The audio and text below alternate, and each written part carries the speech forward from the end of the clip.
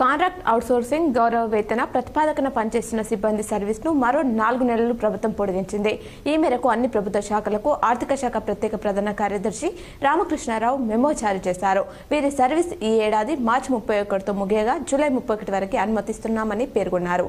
సిబ్బందికి సకాలంలో వేతనాలు చెల్లించాలని సూచించారు. నారాయణపేట జిల్లా ఉట్టూరు ఎస్ఐ శ్రీనివాసులను ఎస్పీ యోగేష్ గౌతమ్ సస్పెండ్ చేశారు. బాధితులు ఫిర్యాదు చేసిన తక్షణమే స్పందించకపోవడంతో ఎస్ఐపై వేటు వేస్తూ ఉత్తర్వులు జారీ చేశారు.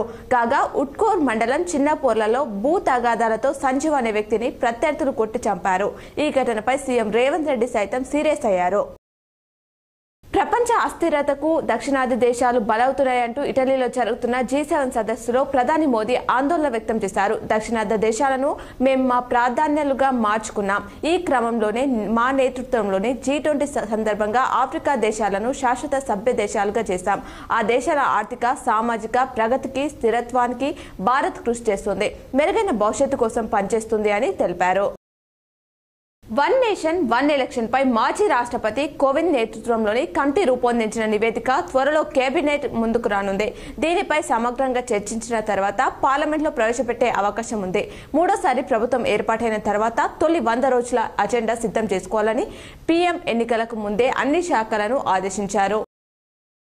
రాష్ట్రంలో ఈ నెల 19 వరకు వర్షాలు కొనసాగుతాయని హైదరాబాద్ వాతావరణ కేంద్రం వెల్లడించింది.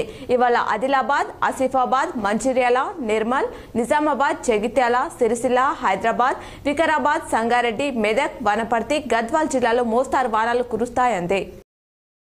ధరణి పెండింగ్ దరఖాస్తులను సత్వరమే పరిష్కరించాలని నిజామాబాద్ కలెక్టర్ రాజీవ్ గాంధీ హనుమంత్ సంబంధిత అధికారులను ఆదేశించారు. శుక్రవారం ఆయన రెవెన్యూ డివిజనల్ అధికారులు తహసీల్దార్లతో సమావేశమయ్యారు. ధరణిలో వివిధ మాడ్యూల్స్ కింద దాఖలైన దరఖాస్తులను తక్షణమే పరిశీలిస్తూ యుద్ధ ప్రతిపాదకన పరిష్కరించాలని ఆదేశించారు. బాల్కొండ జాతీయ రహదారి 44 HP పెట్రోల్ పంప్ సమీపంలో ఆగి ఉన్న లారీని మరో ఐచర్ వాహనం ఢీకొట్టడంతో స్టీరింగ్ ముందు భాగంలో ఇరుక్కపోయిన లారీ డ్రైవర్కు తీవ్ర గాయాలయ్యాయి. మాక్లూరు మండలంలో చిన్నపూర్ మామిడిపల్లి గ్రామంలో బడిబాట కార్యక్రమంలో ముఖ్య అతిథిగా జడ్పీ చైర్మన్ విఠలరావు పాల్గొన్నారు.